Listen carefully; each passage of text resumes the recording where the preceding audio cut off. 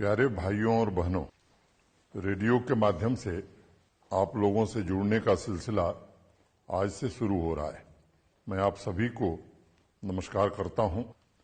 पिछले कुछ महीनों से एलजी मुलाकात के जरिए मैं हर महीने जम्मू तथा कश्मीर डिवीजन के लोगों की शिकायतें सुनता हूं और उनके यथाशीघ्र निवारण की कोशिश भी करता हूं। एलजी मुलाकात से सरकारी मशीनरी में प्रशासनिक जिम्मेदारी की भावना भी बढ़ी है और मैं समझता हूं यह अच्छे प्रशासन और उसके कार्यक्रमों के बेहतर क्रियान्वयन तथा सामाजिक क्षेत्र से संबंधित विकास कार्यों में अपेक्षित परिणाम के लिए आवश्यक है।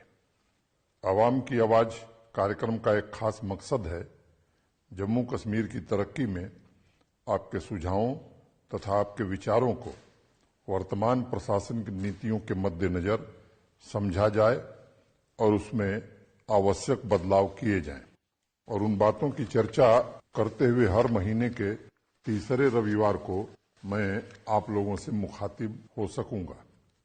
यह नवरात्र तथा रमजान के पवित्र महीने का समय है और इस अवसर पर मैं आप सभी को हार्दिक शुभकामनाएं तथा मुबारकबाद देता हूं। 1 अप्रैल को पूज्य गुरु तेग बहादुर जी की जन्म जयंती थी। पूरे जम्मू कश्मीर में अगले 1 साल गुरु जी का प्रकाश उत्सव मनाने की तैयारी हो रही है।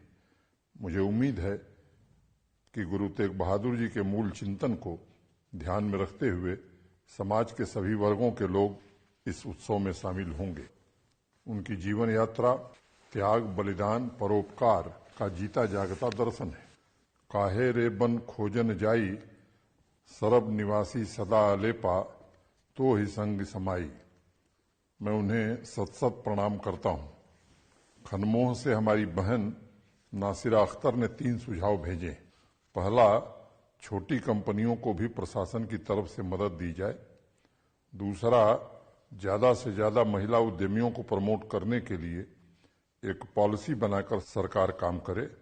और तीसरा, small industrial development bank of India यानी सिडबी से भी जम्मू कश्मीर के उद्यमियों को सॉफ्ट लोन की व्यवस्था की जाए। इन सुझावों के लिए मैं नासिरा को हृदय से धन्यवाद देना चाहूंगा। मैं इस कार्यक्रम के माध्यम से 2-3 बातें कहना चाहता हूं। देश के सम्माननीय प्रधानमंत्री आदरणीय नरेंद्र मोदी जी ने जम्मू कश्मीर के लिए 28,400 करोड़ रुपए की जो नई इंडस्ट्रियल स्कीम दी है, उसमें छोटी तथा बड़ी दोनों तरह की कंपनियों को 4 प्रकार के इंसेंटिव दिए जाएंगे। इससे नए तथा पहले से स्थापित दोनों तरह के उद्योग तथा बिजनेस को फायदा पहुंचेगा। जहां तक महिला उद्यमियों के लिए उचित व्यवस्था बनाने की बात है, प्रशासन पूरी संवेदनशीलता के साथ विमेन एंटरप्रेन्योर्स का एक मजबूत इकोसिस्टम बनाने का प्रयत्न कर रहा है। इसी उद्देश्य से अंतर्राष्ट्रीय महिला दिवस पर एक नई स्कीम तेजस्विनी शुरू की गई है, जिसके अंतर्गत 18 से 35 वर्ष की हमारी बहनों को बिना किसी इंटरेस्ट के आर्थिक सहायता मुहैया कराई जाएगी। मैं इस कार्यक्रम के माध्यम से नासिरा तथा अन्य उद्यमियों को बताना चाहूंगा कि सिडबी हमारी टॉप प्रायोरिटी लिस्ट में है। उनके अधिकारियों से कुछ दिन पहले ही मैंने बैठक की थी और मैं बताना चाहूंगा कि सिडबी के 2 ऑफिस पूरी तरह से यहाँ फंक्शनल हो जाएंगे और यहाँ के उद्यमियों को आर्थिक सहायता भी ये उपलब्ध कराएंगे। हम चाहते हैं कि यहाँ की इंडस्ट्री को सपोर्ट करने के लिए देश के अन्य भी जितने फाइनेंशियल इंस्टीट्यूशंस हैं, उनका फायदा लोगों तक पहुंचे, इसका भी प्रयास किया जाएगा। किश्तवाड़ से हमारी बहन रितु शर्मा ने सुझाव भेजा है कि ऑनलाइन टीचिंग को सफल बनाने के लिए सभी टीचर्स को एक लैपटॉप मिलना चाहिए। इसमें कोई संदेह नहीं है कि कोरोना महामारी ने शिक्षा क्षेत्र को भी प्रभावित किया है। वर्तमान समय में ऑफलाइन क्लासरूम की जगह ऑनलाइन क्लासरूम ने ले ली है। मैं उनके इस सुझाव का स्वागत करता हूं। जम्मू कश्मीर प्रशासन ऑनलाइन एजुकेशन के डिफरेंट मोड्स को बढ़ावा देने का प्रयास कर रहा है और इस प्रक्रिया में जो भी उचित कदम होगा वो उठाया जाएगा। श्रीनगर की नाजनीन एक कुशल कलाकार हैं और पश्मीना तथा कनी शिल्प से जुड़ी हैं। उन्होंने लोकल क्राफ्ट के प्रमोशन के लिए 4 सुझाव भेजे हैं। मैं बहन नाजनीन का धन्यवाद करना चाहूँगा। उनके सुझावों में कनी साल से जुड़े कुशल कारीगरों के लिए स्पेशल लोन तथा रॉ मटेरियल की सप्लाई सुनिश्चित करने की बात कही गई है। उनके इस सुझाव को संबंधित विभाग को भेजकर उचित कार्रवाई सुनिश्चित की जाएगी। नाजनीन, मैं आपको तथा हैंडीक्राफ्ट से जुड़े सभी लोगों को भरोसा देना चाहता हूं, जम्मू कश्मीर प्रशासन इसे विश्व स्तरीय प्रोडक्ट के रूप में विकास के लिए प्रतिबद्ध है। हैंडीक्राफ्ट को ग्लोबल मार्केट उपलब्ध कराने के लिए फ्लिपकार्ट तथा अमेजन से एमओयू भी साइन किया गया है। कोरोना महामारी पर नियंत्रण के पश्चात हम देश के जाने माने डिजाइन हाउसेस को भी जम्मू कश्मीर बुलाएंगे ताकि वह सीधे बुनकरों से उनके उत्पाद खरीद सकें। विभिन्न उत्पादों की जीआई टैगिंग भी कराई जा रही है ताकि प्रशासन हैंडीक्राफ्ट सेक्टर से जुड़े लोगों को विस्तृत मार्केट मुहैया करा सके। नाजनीन का एक और सुझाव है कि जम्मू कश्मीर के उम्दा कलाकारों को सिर्फ लोकल नहीं बल्कि इंटरनेशनल एग्जीबिशंस में शामिल किया जाए। मैं उन्हें आश्वस्त करना चाहता हूं कि कोरोना के प्रभावी नियंत्रण के पश्चात जब इन एग्जीबिशंस को फिर से शुरू किया जाएगा तो उसमें जम्मू कश्मीर के कलाकारों का भी एक बड़ा डेलीगेशन जरूर शामिल होगा। जम्मू के सीनियर सिटीजन रामदेव शर्मा जी ने सुझाव भेजा है कि प्रशासन को ग्राम केंद्रित नीतियों पर हो रहे कामों को और विस्तृत करने की जरूरत है। गांव के युवा वर्ग को वहीं रोजगार उपलब्ध कराया जा सके और शहरों की तरफ उनका पलायन न हो। रामदेव जी, जम्मू कश्मीर ने गांव के अस्थायी सुस्थिर विकास की रूपरेखा बनाई है। हर पंचायत का बजट अब चुने हुए प्रतिनिधि और जनता की भागीदारी से बनाया जाएगा। इस साल पंचायतों को दी जाने वाली राशि भी दुगनी कर दी गई। मुझे उम्मीद है कि सब लोग मिलकर के विकास का एक अच्छा खाका अपनी ग्राम पंचायत का बनाएंगे और पूरी क्षमता से जनता की भलाई के लिए काम करेंगे। आने वाले वर्षों में नई इंडस्ट्रियल स्कीम उद्योगों को ब्लॉक स्तर तक ले जाएगी।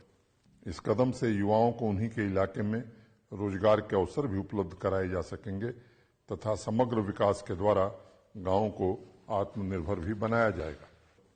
जम्मू से डॉक्टर जसलीन ने मुझे एक ईमेल भेजा है कि कैंसर पेशेंट्स और रिटायर्ड सरकारी कर्मचारियों के रीइंबर्समेंट को रूटीन रीइंबर्समेंट से ज्यादा प्रायोरिटी दी जानी चाहिए, क्योंकि वह सिर्फ शारीरिक नहीं बल्कि मानसिक तकलीफों से भी गुजर रहे होते हैं।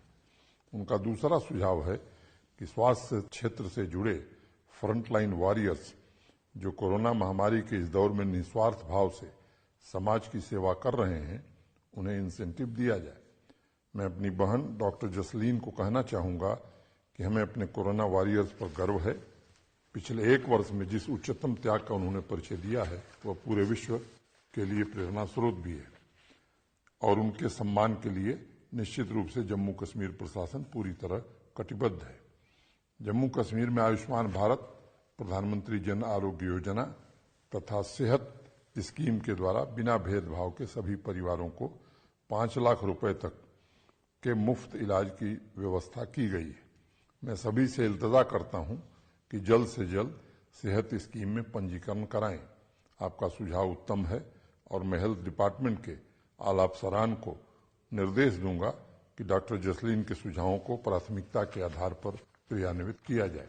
डॉक्टर जसलीन ने अपने ईमेल में जिक्र किया है कि नवरात्र के अवसर पर समाज के सभी लोगों को कम से कम 9 बुराइयों को खत्म करने का तथा 9 सुधारों को रोजमर्रा के जीवन में ढालने का संकल्प लेना चाहिए। उसी प्रकार उधमपुर से रीत ने लिखा है कि इन पवित्र त्योहारों के दिनों में जो संकल्प लिए जाएं, उन्हें आवाम की बात के अगले एपिसोड में दूसरों को प्रेरित करने के लिए जरूर शामिल किए जाएं। मैं इन दोनों सुझावों के लिए डॉक्टर जसलीन तथा रीत का बहुत आभारी हूं। त्योहारों की मूल भावना अच्छाई, नीति, धर्म को जन जन तक पहुंचाने की है। उत्सवों के यह पवित्र दिन हमें बाहर और भीतर के आकाश में झांकने का अवसर देते हैं। यह त्योहार वस्तुतः परम तत्व की आवाज है। इन उत्सवों से हमें अपनी शक्ति को आंकने तथा भविष्य में किए जाने वाले कार्यों को समझने का भी अवसर मिलता है। मुझे पूरी उम्मीद है कि जम्मू कश्मीर में जिस भावना से विकास के रास्ते पर हम सब चल रहे हैं, जिस भाईचारे के साथ तरक्की की मीलों को तय कर रहे हैं, उससे आम जीवन में नई क्रांति तथा परिवर्तन लाने में हम सब जरूर कामयाब होंगे। भाइयों और बहनों, त्योहारों के पावन पर्व की कड़ी में आज़ादी का अमृत महोत्सव भी मनाया जा रहा है। देश के 75वें स्वाधीनता दिवस के इस महाउत्सव में स्वतंत्रता संग्राम, कला, साहित्य, समाज सेवा, आर्थिक विकास तथा खेल कूद में अमूल्य योगदान देने वाले जम्मू कश्मीर की शख्सियतों को याद किया जा रहा है। उनके त्याग के बारे में युवा पीढ़ी को भी अवगत कराया जा रहा है। हमारे स्वतंत्रता सेनानियों के लिए हिंदुस्तान सिर्फ जमीन का टुकड़ा नहीं था, बल्कि हृदय की धड़कन में बसी अनंत श्वास थी, जिसको हर व्यक्ति में जिंदा रखने के लिए उन्होंने अपना सर्वोच्च बलिदान दिया। बसोहली से उमा शर्मा ने मुझे लिखा है कि वो अगले 75 हफ्तों में आज़ादी के अमृत महोत्सव के ऊपर 75 कविताएं लिखेंगी। उसका एक संकलन बनाकर वह लोगों से भी साझा करेंगी। बहन उमा शर्मा की बातें भारत की आंतरिक गरिमा तथा गौरव को एक नया पंख, नया आकाश देने की बात करते हैं। मानवता की चेतना के दिए को जलाने वाली उनकी लेखनी की इस यात्रा में मैं उन्हें अपनी शुभकामनाएं देता हूं। मैं बहन उमा शर्मा से आग्रह करूंगा कि आज़ादी के अमृत महोत्सव के दौरान बसोहली पेंटिंग से जुड़े लोगों को सेल्फ हेल्प ग्रुप से जोड़कर एक विस्तृत मार्केटिंग नेटवर्क तैयार करने में भी उनकी भूमिका होनी चाहिए। इसमें प्रशासन भी पूरी तरह से सहयोग करेगा।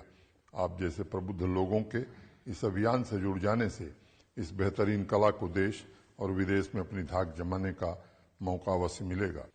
जम्मू के निपुण जो सिविल सर्विस की तैयारी कर रहे हैं, उन्होंने लिखा है कि आज़ादी के अमृत महोत्सव के दौरान वह युवा पीढ़ी को शहीदों और स्वतंत्रता सेनानियों की वीरता से जुड़ी 75 कहानियों का एक सेट बनाकर बांटेंगे।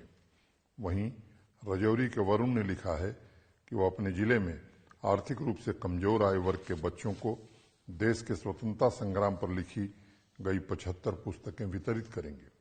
जम्मू कश्मीर हमेशा से एक पवित्र भूमि रही है, जिस पर शैव दर्शन, बौद्ध, सूफी दर्शन फले फूले हैं।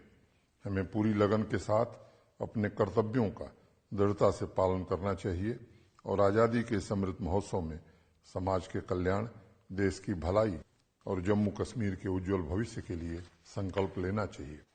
मुझे निपुण और वरुण जैसे अपने नौजवानों पर भरोसा है और गर्व भी है, जो राष्ट्र तथा मानव सेवा की भावना से समाज में काम कर रहे हैं। बारामूला के वकार गिलानी ने मुझे लिखा है कि वह आज़ादी के अमृत महोत्सव कार्यक्रम से काफी प्रभावित हैं। चूंकि वकार भारत माता के वीर सपूत मकबूल शेरवानी के शहर के रहने वाले हैं, उनकी मंशा है कि वह मकबूल शेरवानी की कहानियों को लोकगीतों में ढालकर जन जन तक पहुंचाएं। गीत का मतलब होता है अंतः संगीत, जो इंसान के अंतरतम को जगाता है।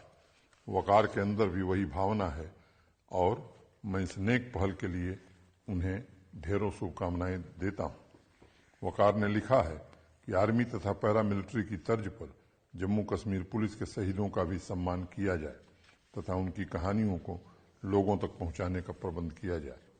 यह बहुत ही उत्तम सुझाव है और पुलिस विभाग से बात करके इस पर भी यथाशीघ्र निर्णय लिया जाएगा।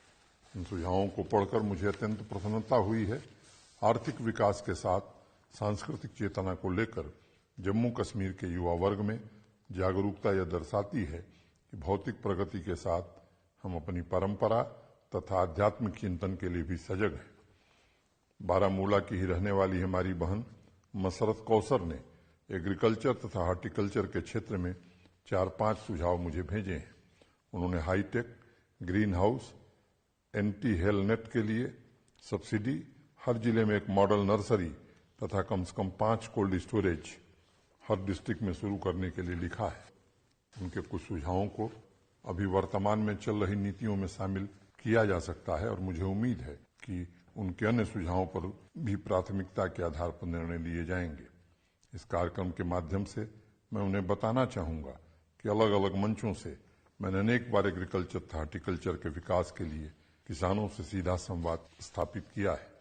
उसके आधार पर जो विजन तैयार हुआ है वो जल्द ही जम्मू कश्मीर के इस आकांक्षी सेक्टर में आमूलचूल परिवर्तन लाएगा। किसानों की आय दोगुनी नहीं बल्कि उससे भी ज्यादा हो, इस लक्ष्य के साथ हम आगे बढ़ रहे हैं।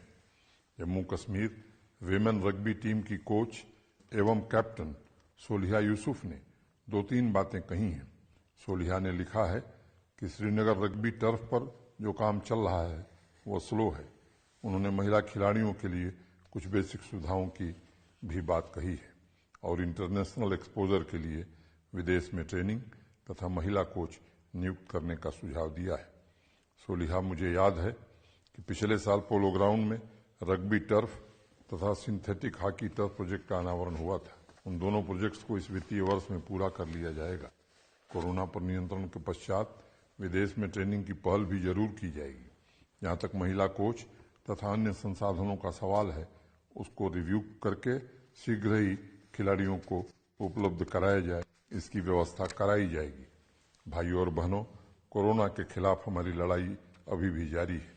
पिछले 1 साल से जिस प्रकार से आदरणीय प्रधानमंत्री जी के आह्वान पर आप लोगों ने संगठित और अनुशासित तरीके से व्यवस्था को बनाकर रखा, वह काबिले तारीफ है।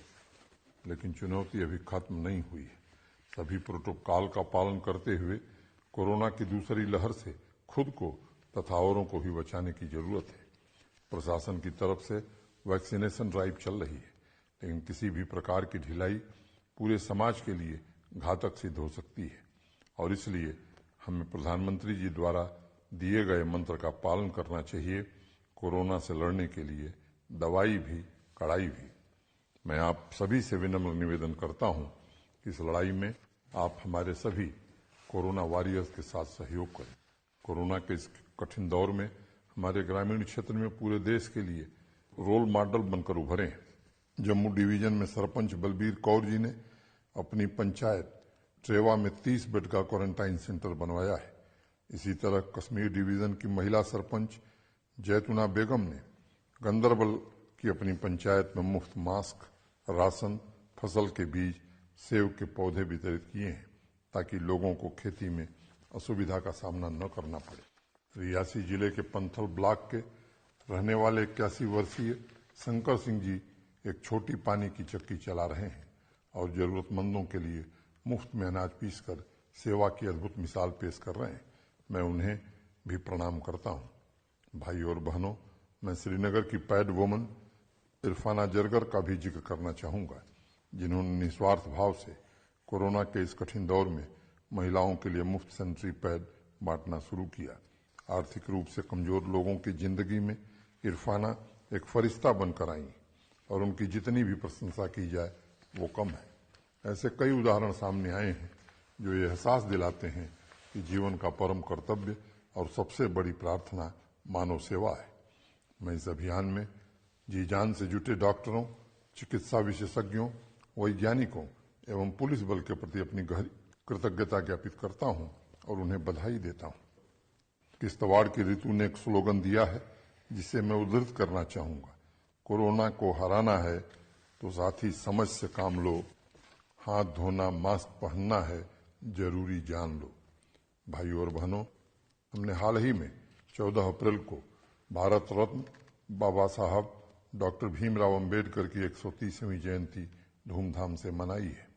सामाजिक समरसता, विकास तथा भाईचारे को बढ़ावा देने वाले बाबा साहब के संदेश आज भी हमारा मार्गदर्शन कर रहे हैं।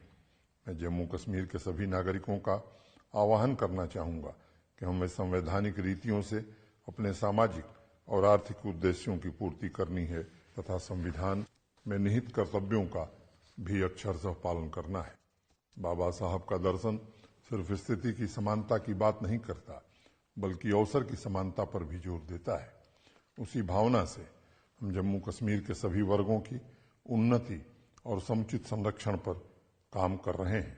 मेरा आप सभी से अनुरोध है कि संविधान में हमारे नीति निर्माताओं ने जो राह दिखाई है, जिन नैतिक मूल्यों और सिद्धांतों को हमारे समक्ष रखा है, उसका पालन करें। अधिकार के साथ हमें अपने कर्तव्यों को भी नहीं भूलना चाहिए। मैं अपेक्षा करता हूं कि हम सब मिलकर अपने मौलिक कर्तव्यों को पूरा करने की शपथ लें। जम्मू कश्मीर की संस्कृति तथा विविधता को और मजबूत करने के हर संभव प्रयास हम सबको मिलजुल कर करना है। भाइयों और बहनों, त्योहारों के इन पवित्र दिनों में मैं आप सभी के स्वास्थ्य खुशहाली के लिए मंगल कामना करता हूं और मां शक्ति से प्रार्थना करता हूं कि हमारे यूनियन टेरिटरी को नई ऊंचाई दें ताकि सभी वर्गों की इच्छाएं और अपेक्षाएं पूरी हों। इस कार्यक्रम को सुनने के लिए मैं सभी के प्रति हृदय से आभार व्यक्त करता हूं। बहुत बहुत शुक्रिया।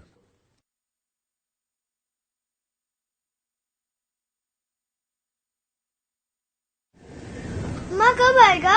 अभी आएगा। अरे बोलो ना माँ, कब आएगा? बोला ना, अभी आ जाएगा। ये ले, आ गया कुआं। अरे कुआं नहीं माँ, हमारे घर नल से